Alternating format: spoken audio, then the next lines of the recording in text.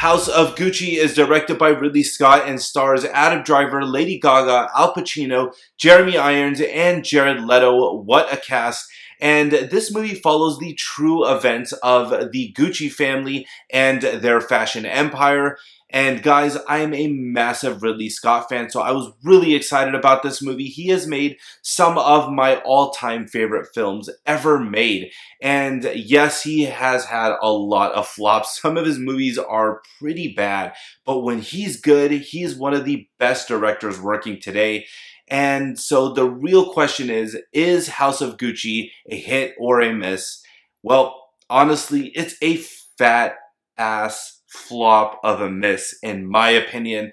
And I'm going to tell you why right now, but I'm going to start with the pros. House of Gucci has some of the best character development, and particularly Lady Gaga's character. She is so good in this movie. She totally kills her role.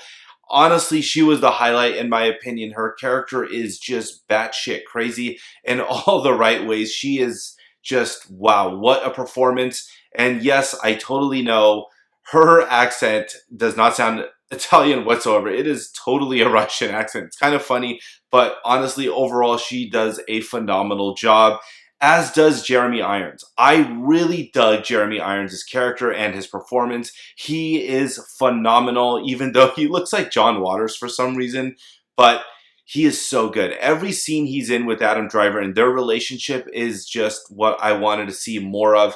It was really hard to not get sucked into Jeremy Irons' performance, and just what a performance from that guy. The production design and set design in this movie is incredible. It's such a nice movie to look at. It is a very good looking movie, and I wouldn't expect anything else from Ridley Scott. It is just, wow, the set designs. When you go to Italy, it feels like Italy. New York feels like New York. It's a beautiful, fantastically well shot film as well. And now on to the cons. This movie has a massive pacing issue. The first half of this movie moves along very quickly, even though it's the inferior part of the film in my opinion.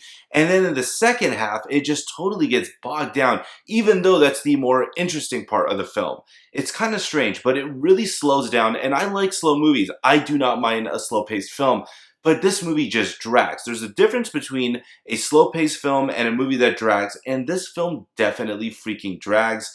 And Jared Leto's performance, I just don't understand what went behind that decision.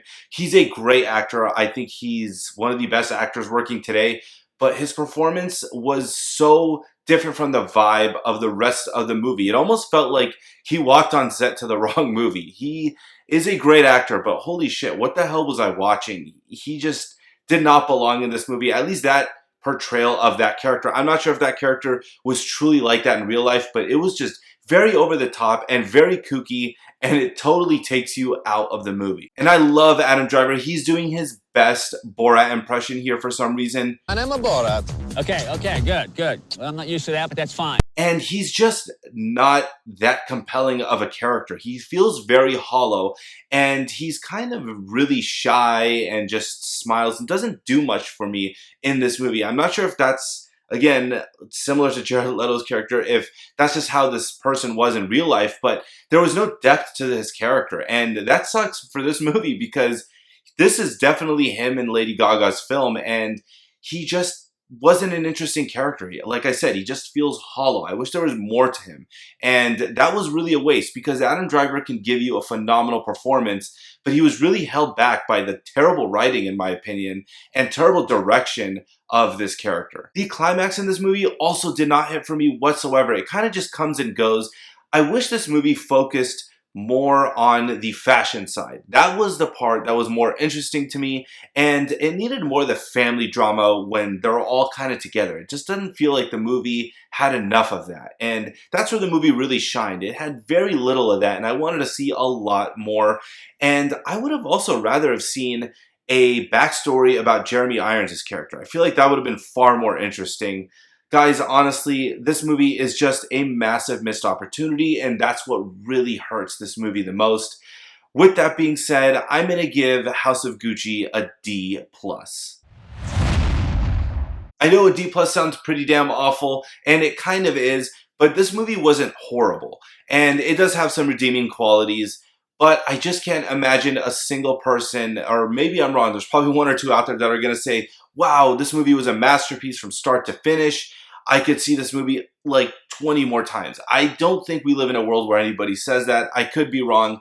I want to know what you guys thought of House of Gucci. Have you seen it, or are you going to still see it? Let me know in the comment section down below. I'm going to be doing my holiday special, guys, pretty soon, so stay tuned for that. If you want to see more movie reviews, make sure to smash the crap out of that like, subscribe, and notification button. Have your tickets ready. I'll see you guys at the next movie.